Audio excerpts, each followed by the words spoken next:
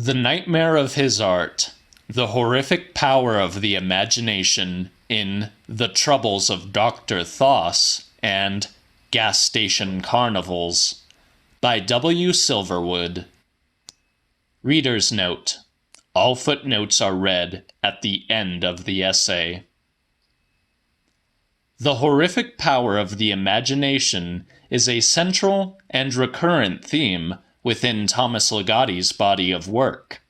In this article, I will briefly consider how this theme is expressed and developed in two key stories, The Troubles of Dr. Thoss and Gas Station Carnivals. Taken from different stages in Ligotti's career, both stories draw on the imagination as their central theme. Part of the reason I have selected these stories for discussion is that, as well as being personal favorites, they each prominently feature and comment on the role of the imagination and the nature and importance of horror fiction itself. Ligotti, to paraphrase Poppy Z. Bright, is one of the most interesting writers to read on the craft of writing. Footnote 1. He employs a highly sophisticated narrative technique in his own fiction, sometimes creating disorienting effects on the reader that extend beyond the page. These two stories thus provide an important route into a deeper consideration of the ways in which Ligotti uses and develops this key theme of the imagination to raise questions about horror art and its horrific power. In both The Troubles of Dr. Thoss and Gas Station Carnivals, the power of the imagination is the central theme. This is emphasized from the outset in the characterization of both protagonists as people who have an innate understanding of and susceptibility to the power of the imagination. Although by no means unusual in Ligotti's fiction, the role of these characters as a species of highly artistic persons, footnote 2, is very important. The protagonist of Gas Station Carnivals is a writer of weird fiction, perhaps in the model of Ligotti himself, while the protagonist of The Troubles of Dr. Thoss is an amateur artist named Alb Indis, for whom art and the imagination become a major source of trouble.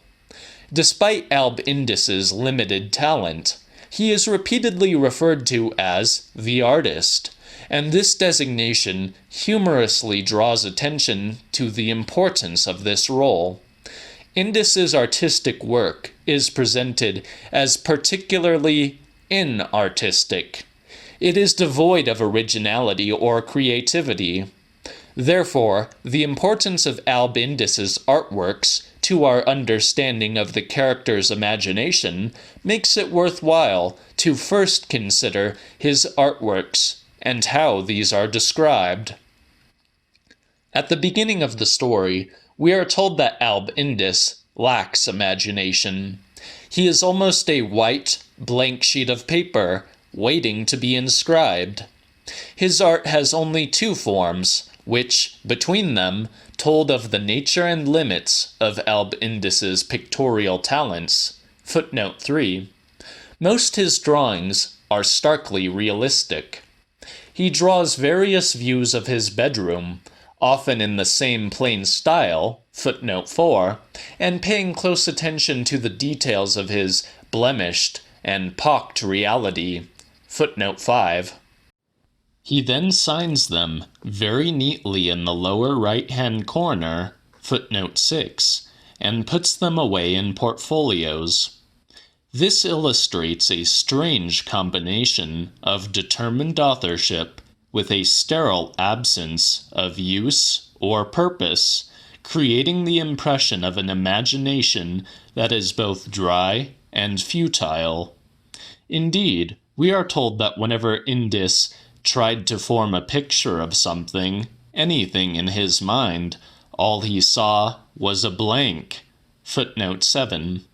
His imagination remains a silent stretch of emptiness, footnote 8, and as nothingness unsustained by inner conception, footnote 9.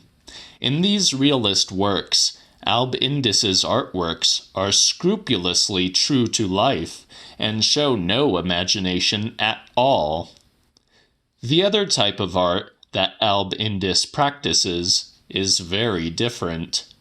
Although these artworks are not created from his own mind, they are creations of a more imaginative sort. They are styled as a kind of artistic forgery, footnote 10, which he terms collaborations, footnote 11, where Indus will studiously plagiarize, footnote 12, images from various publications and then recombine them to form new artworks. In a particularly evocative phrase, he is described as confiscating their images to create a mingling of artistic forms that together were monstrously chimerical. Footnote 13. His unwarranted appropriation of the images and imaginative products of others also twists them into new and darker forms, which are malicious in spirit. Footnote 14. We are therefore shown that Alb Indus possesses an artistic imagination that is highly unusual. It is not that Alb Indus does not have any imagination, but rather that he has none that he employed in a customary sense. Footnote 15. Indeed, there are many subtle hints that Indus does have imagination, and that his imaginative power is considerable. When looking out the window of his room, he imagines a cobblestone working itself loose until he can even hear the noise that it makes creaking around in its stony cradle. Footnote 16. He envisions the peaks and slants and ledges, footnote 17, of the radio station next door in slightly Gothic terms, while at the restaurant he enjoys a state of mild delight, footnote 18, through imagining the darkness of an unknown hinterland, footnote 19. In this way, Legati shows us that Alb Indus might actually be uncommonly suggestible and receptive. As an interesting aside, this is the same technique used by Shirley Jackson to show Eleanor's imaginative and impressionable character with her Cup of Stars, footnote 20, in The Haunting of Hill House, the first horror novel Legati read, and another story of the supernatural dangers of being too acceptant, footnote 21. More importantly, perhaps, it is also worth noting that Alb Indus's imaginative visions are all negative. His imaginative efforts are confined to the darker powers of the inner eye. In one artwork he arranges, a swarm of medieval demons invade a church. A moon image is later selected to give it a more ominous significance. Footnote 22. We therefore know that Alb Indus is certainly not without imagination. Indeed, his imagination is dark and unstructured, allowing him to fall prey to the wild speculations concerning a legendary doctor and his fictitious cures. Footnote 23. The article on Dr. Thoss that Indus reads in the local newspaper therefore takes hold of his mind. We could argue that Alb Indus becomes interested in Thoss because the point of the legend is unclear, except as a means for fascinating the imagination. Footnote 24. Such fascination is a source of danger, and we might start to wonder if Alb Indus's ostensible lack of artistic imagination is actually a form of self-preservation. We are told that he did not often test the powers of his imagination, for he somehow knew that there was as much to be lost as gained in doing so. Footnote 25. And this shows that Indus is aware of the dangers of unbridled creativity. While his real surroundings may be dull and lackluster, they also offer a modicum of safety for his anxious mind. The power of the imagination, on the other hand, is a dark doorway to an unknown destination. Alb Indus's main difficulties with his imagination seem closely related to his insomnia. His collaborations express the deranging effects worked upon him by the cruel vigilance he suffered night after night. Footnote 26. Alb Indus's insomnia is the impetus for his art. It gives him something to do at night, and therefore replaces his need to dream. Ligotti makes it clear to the reader that drawing provides Indus with an outlet for all those lost dreams swishing about in his head. Footnote 27. Indeed, this important point is further emphasized when we consider that The Troubles of Dr. Thoss is placed in the section of Songs of a Dead Dreamer entitled Dreams for Insomniacs. Indus's artistic creations are a substitute for dreaming, and by limiting his imagination to the two types of artwork, he is forcing and confining his imagination into acceptable channels. When Indus sleeps, all hell can break loose.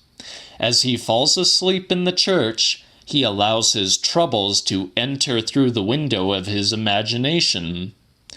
As in many of Ligotti's stories, the worlds of dream and waking, the real and the irreal, blend and meld together, and the imagination becomes the conduit between them.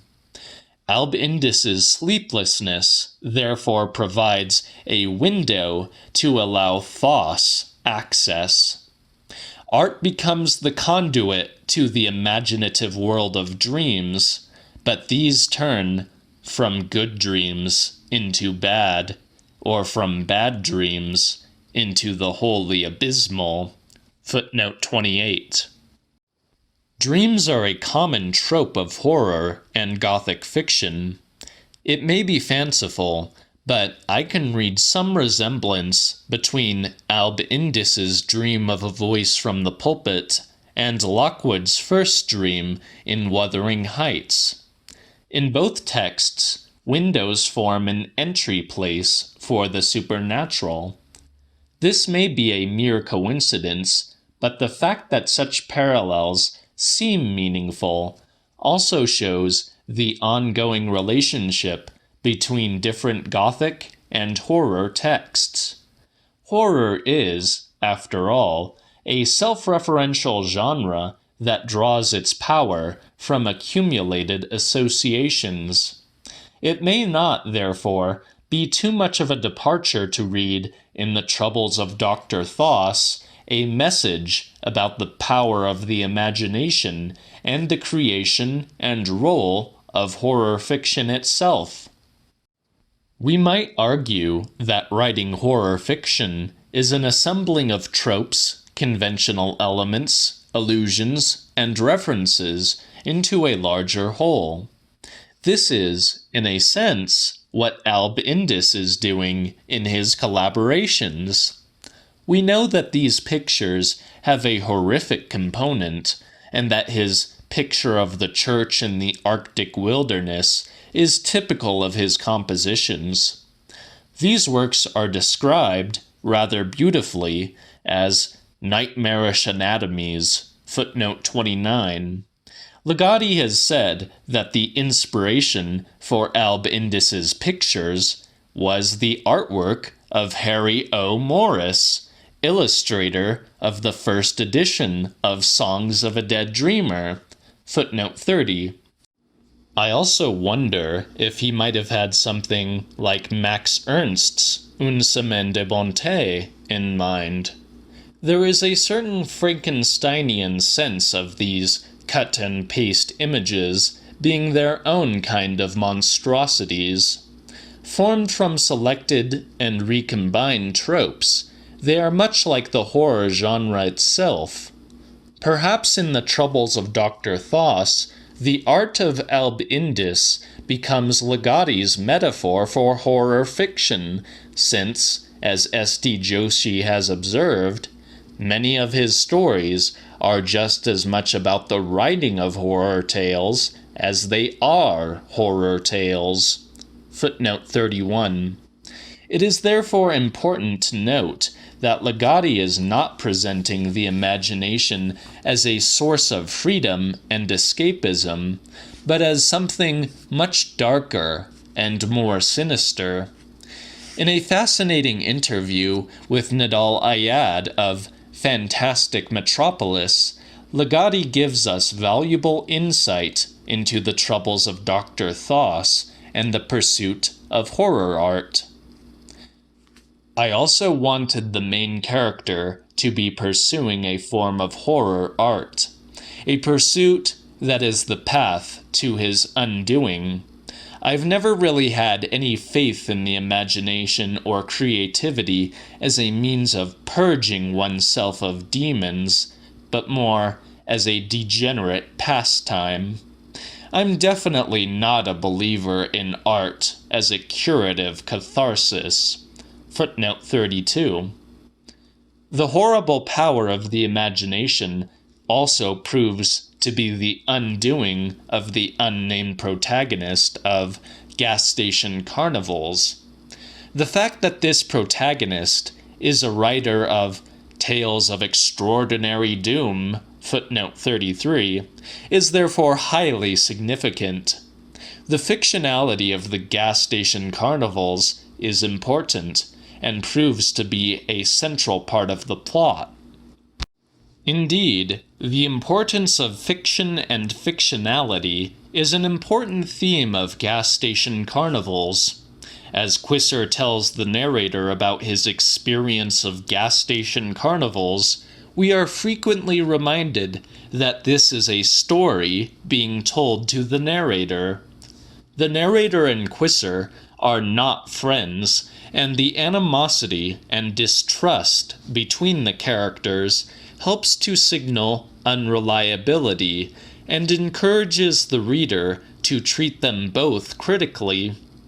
The narrator is constantly evaluating Quisser's account, as when he comments on details that he assumes are intended to lend greater credence to Quisser's story. Footnote 34. We also hear the narrator's reactions to the story, such as, "I was supposed to express an astonished recognition. That much I knew." Footnote 35. And this also creates distance. Through these layers of evaluation and self-reflection, we are made powerfully aware of Quisser's story as story. The narrator's status as an author of weird fiction is therefore a central aspect of his role. We are told that the story of the showman sounds to Quisser like one of your stories, footnote 36, and this awareness of fictionality becomes a central part of the plot. Significantly, the attitude towards the narrator's fiction is often dismissive. Quisser refers to the narrator's work as your stuff, footnote 37.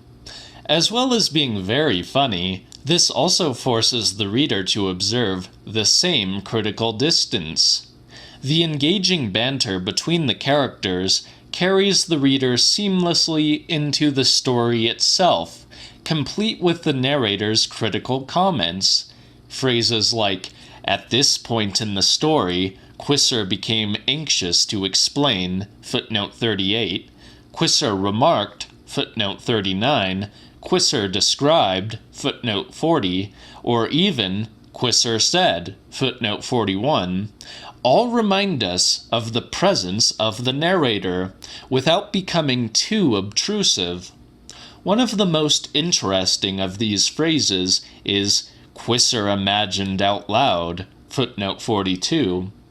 This is first-person narrative that includes, and sometimes almost becomes, the third-person narrative that we see most used in popular fiction. This technique allows Ligotti to maintain the complexity of the narrative structure, while simultaneously writing a frightening account of the festive and sinister, footnote 43, Carnivals, and it is very cleverly and subtly done. As readers, we are simultaneously recognizing multiple layers of fictionality, while also eagerly awaiting the showman. This is one of the key strengths of this story. The narrator's disbelief doesn't dampen our own enthusiasm for the showman's appearance. In fact, the end of this section is a masterpiece of pacing. Even as the narrator derides Quisser's experience, he ratchets up the tension. It allows the writer, in this case as both the narrator and Ligotti himself, to list instances of the showman's appearance, including sketchy reflections in store windows along the sidewalk, flashing glimpses in the rearview mirror of your car, footnote 44. This listing is smooth and succinct. It summarizes material that many genre writers would spin out as a whole story. Here, it is fast, it is frightening, and it gives genuine chills. But Ligotti is doing much more here than just creating tension and scares. In some ways, this story is like other examples of the genre, and in some ways, it isn't. Footnote 45. Ligotti is also playing with the techniques of the genre to create a wholly different and more serious effect. In this way, in both Gas Station Carnivals and The Troubles of Dr. Thoss, Ligotti subtly subverts our expectations to create a story that both is and isn't as we expect. Throughout Gas Station Carnivals, we are waiting to see the figure of the showman appear on the stage at the Crimson Cabaret. In The Troubles of Dr. Thoss, we expect the lump in the bedclothes to be the rotting, crab-like head of the good doctor. But in neither of these stories do these predicted events transpire. Instead, the reveal in both stories is unexpected and unsettling. In The Troubles of Dr. Thoss, Ligotti restructures the story so that the lump in the bedclothes is mentioned repeatedly and at regular intervals. It is mentioned on the first page, at the end of the first section, before Indus leaves for the restaurant, and again at the end of the tale, where, using the imagery of decapitation, it deflates, like a hat with no head, footnote 46. This leads the reader, familiar with genre horror, to expect that this lump will turn out to be Thoss and/or his familiar. Our expectation is that Thoss has already been called and has been waiting in Alb Indus's bed for the whole duration of the story. Ligotti uses a similar technique in Gas Station Carnivals. We, as faithful readers, are both terribly afraid and horribly expectant that the showman will appear on the story's stage or elsewhere. One of the frightening aspects of this is that it suggests some overlap in what we expect to happen and what we want to happen. We understand and love the conventions of horror fiction, perhaps to the extent of bringing about a destructive outcome. In this way, the structure of the stories and Ligatti's references to the horror genre also work to accentuate the story's themes. In both stories, art or art magic proves to be the destabilizing factor that either destroys the world of the real or exposes the unrealities that have always existed. It will not prove to be the lump in the bedclothes that is important, but the drawing book. Thos enters through art. In this way, we see the dangerous power of the imagination at work. When Indis enters the church, he is reminded of his collaborative image, but reassures himself that the devils cannot invade this church. However, he is wrong. We might even suppose that in creating this scene, or perhaps by remembering it, he somehow opens the door or window that allows Dr. Thos to enter. It is therefore highly significant that Dr. Thos finally appears through a drawing as another change in the picture for something now squatted in the chair beside the window. Footnote 47. Whether this tableau was the forgotten work of Indis himself, or whether it has a more sinister source, it seems to present the means by which the imaginary can enter the physical world. When the image of the moon that is intended for one of Indis's collaborations instead appears in the window shown in his realistic depiction of his room, it seems to signal the breaking of the boundaries between the real and the imagined. This is a recurrent theme in Ligatti's work. As Jeff Vandermeer writes of The Frolic in his foreword to the Penguin Classics edition, the window of the rational is smashed to bits by the irrational. Vandermeer further suggests that the fears of the psychiatrist protagonist of The Frolic somehow become a kind of perverted wish. Footnote 48.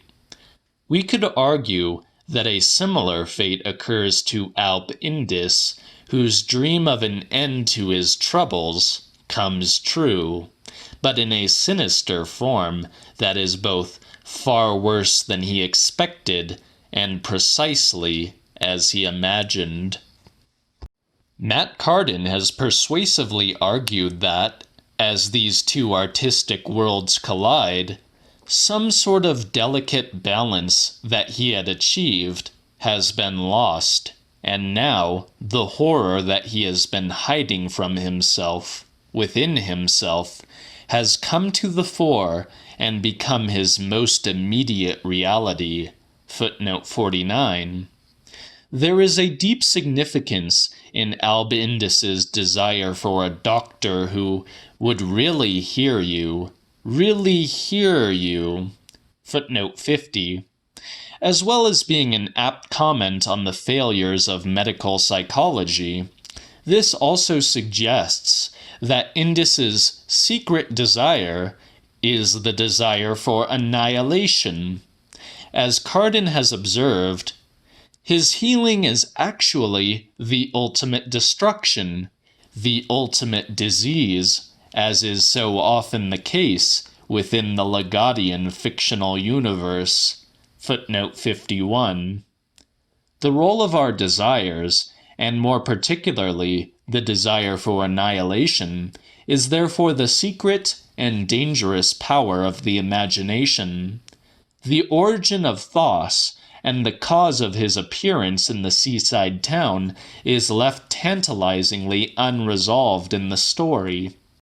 Does Alp hear just static in the radio, Or is there a more malevolent force at work? Does his mind completely create the voices, or does he really hear thoughts? Or perhaps, most persuasively, is it all the work of his imagination? Does his imagination, like in one of his collaborations, piece together several sources of inspiration and then twist them into a darker whole, which is itself a reflection of Indus's own dark desires? This latter explanation seems to me the most convincing, and it ties together with the themes of art, desire, and the power of the imagination, which we often encounter in Ligatti's most absorbing work. As we have discussed above, Gas Station Carnivals has a particular quality of fictionality, which means that, in the story's denouement, the exploration of these themes becomes especially powerful. In stories in which artistic pursuits are so central, and which constantly remind us of the nature and process of artistic creation, the role of the reader is also brought to the fore. We might argue that this also creates a kind of metatextual quality. We are reading and hoping for a pessimistic outcome. We too are waiting to see the showman. This, as Ligatti perhaps implies, might yet bring its own risks. In Gas Station Carnivals, Ligatti offers several alternative explanations for the eventual dissolution into art magic, but one of the most heavily weighted is that the imaginative artists might have wished it all upon themselves. Footnote 52. Like the imaginative artists of The Crimson Cabaret, we too risk becoming caught up in a season of hideous magic from which nothing could offer us deliverance. Footnote 53, all because we are readers of horror fictions, tempted by amusements of an uncanny and unnatural kind. Footnote 54, and seeking the thrill of the carnival. In a passage worth quoting at length, because, had they really told the truth, this artistic crowd might also have expressed what a sense of meaning, although of a negative sort, not to mention the vigorous thrill, although of an excruciating type, this season of unnatural evil had brought to their lives. Footnote 55. The greatest dangers in the imagination are that, as Professor Nobody might suggest, we seek a salvation by horror. Footnote 56. Ligatti's characters seek escape, sometimes a dangerous kind of escape, in horror art. Ligatti's story, Music of the Moon, and its wistful longing and Alb Indus's need for sleep are both examples of this desperate need for escape. In contrast to writers like Lovecraft, this expresses less a fear of dissolution than its embrace. Footnote 57. In this way, we might fear that our imagination can eventually consume us. Indeed, Alb Indus himself finally ends up absorbed into the Thoth story, and, as Stefan Djimianowicz has observed, Indus's grisly death at the end suggests that he himself may have been little more than an image appropriated by someone else and mixed into a scenario concerning the legendary Dr. Thoth. Footnote 58.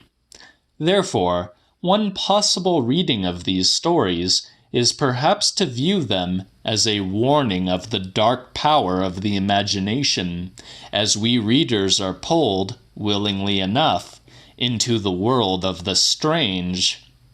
This leads to the danger of thinking the unreal into existence, or of becoming fiction oneself. For Legati's characters, the real world and the world of the imagination are never far apart. In this way, art and the imagination are both the source of the characters' troubles and the route to their salvation, in whatever form that might take.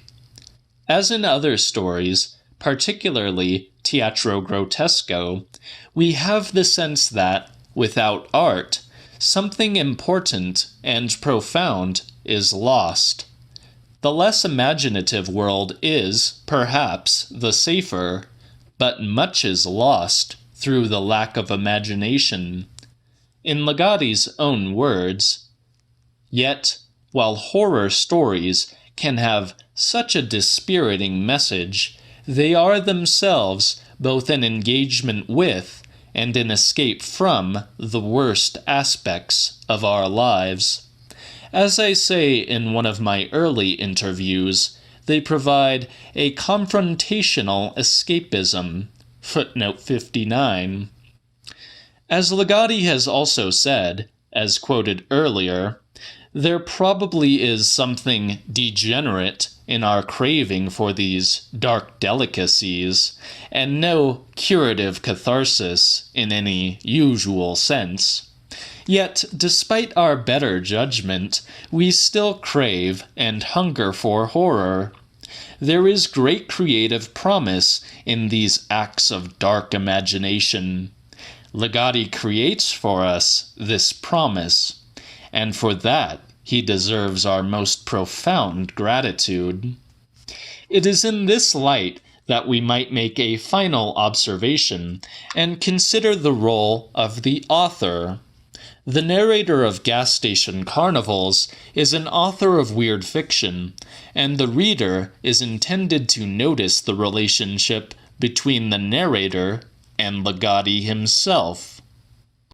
We might even go so far as to wonder if the characters of the sideshow, such as the human spider, might conceivably be intended as references to other Legati stories.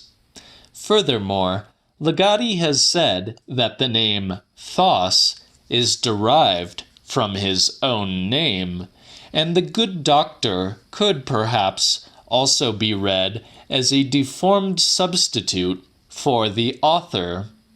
Therefore, as Cardan and others have observed, footnote 60, we could speculate that Legati sometimes positions himself as the disruptive force within his own tales.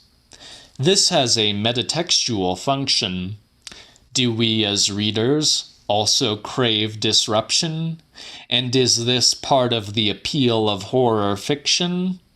Do we secretly fear or hope that our own puppet lives would be improved by the appearance of a personal showman or clown puppet? In our final consideration of the horrific power of the imagination, it is therefore important to consider that fiction is not just fiction.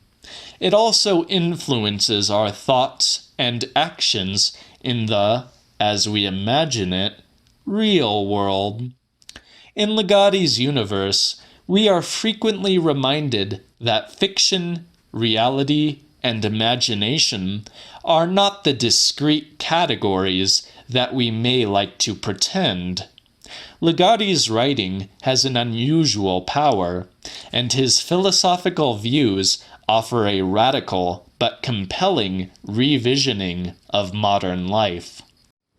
Perhaps these insights serve as a warning that, like the best forbidden tomes, reading these stories can have a profound effect on one's own view of existence. Perhaps ultimately, the nightmare of art, all art, is that, like the text of Vasterion, it has the capacity to become itself. End of essay. Footnotes. 1. Poppy Z. Bright, Forward to the Nightmare Factory by Thomas Ligotti, page 9. Footnote 2. Thomas Ligotti, Teatro Grotesco in Teatro Grotesco, page 170. Footnote 3. Thomas Ligotti, The Troubles of Dr. Thoss in Songs of a Dead Dreamer and Grimscribe, edited by Jeff Vandermeer, page 140. Footnote 4. Ibid, page 140. Footnote 5. Ibid, page 140. Footnote 6. Ibid, page 140. Footnote 7. Ibid, page 141. Footnote 8. Ibid, page 141. Footnote 9. Ibid, page 141. Footnote 10. Ibid, page 141. Footnote 11. Ibid, page 141. Footnote 12. Ibid, page 141. Footnote 13. Ibid, page 142. Footnote 14. Ibid, page 148. Footnote 15. Ibid, page 140. Footnote 16. Ibid, page 139. Footnote 17. Ibid, page 139. Footnote 18. Ibid, page 144. Footnote 19. Ibid, page 143. Footnote 20. Shirley Jackson, The Haunting of Hill House, page 21. Footnote 21. Carl T. Ford, Interview with Thomas Ligotti in Born to Fear, Interviews with Thomas Ligotti, edited by Matt Carden, page 18. Footnote 22. Thomas Ligotti, The Troubles of Dr. Thoss in Songs of a Dead Dreamer and Grimscribe, page 142. Footnote 23. Ibid, page 144. Footnote 24. Ibid, page 145. Footnote 25. Ibid, page 141. Footnote 26. Ibid, page 142. Footnote 27. Ibid, page 149. Footnote 28. Ibid, page 142. Footnote 29. Ibid, page 142. Footnote 30. Thomas Ligotti, Literature is Entertainment or It is Nothing. An Interview with Thomas Ligotti. Interview by Nodal Ayad in Born to Fear 106. Footnote 31. S.T. Joshi, Thomas Ligotti, Escape from Life in The Thomas Ligotti Reader, Essays and Explorations, edited by Daryl Schweitzer, page 140. Footnote 32. Thomas Ligotti, Literature is Entertainment or It is Nothing, page 106. Footnote 33. Thomas Ligotti, Gas Station Carnivals in Teatro Grotesco, page 197. Footnote 34. Ibid, page 187. Footnote 35. Ibid, page 185. Footnote 36. Ibid, page 194. Footnote 37. Ibid, page 185. Footnote 38. Ibid, page 187. Footnote 39. Ibid, page 190. Footnote 40. Ibid, page 189. Footnote 41. Ibid, page 188. Footnote 42. Ibid, page 189. Footnote 43. Ibid, page 187. Footnote 44. Ibid, page 194. Footnote 45. Ibid, page 194. Footnote 46. Thomas Ligotti, The Troubles of Dr. Thoss, Op Citero, 148. Footnote 47. Ibid, page 149. Footnote 48. Jeff Vandermeer, Forward to Songs of a Dead Dreamer and Grimscribe by Thomas Ligotti, page 9. Footnote 49. Matt Carden, The Troubles of Dr. Thoss, Part 2, Thomas Ligotti Online. Footnote 50. Thomas Ligotti, The Troubles of Dr. Thoss, Op Citero, page 142. Footnote 51. Matt Carden, The Troubles of Dr. Thoss, Part 2, Thomas Ligotti Online. Footnote 52. Thomas Ligotti, Gas Station Carnivals in Teatro Grotesco, page 198. Footnote 53. Ibid, page 201. Footnote 54. Ibid, page 199. Footnote 55. Ibid, page 198. Footnote 56.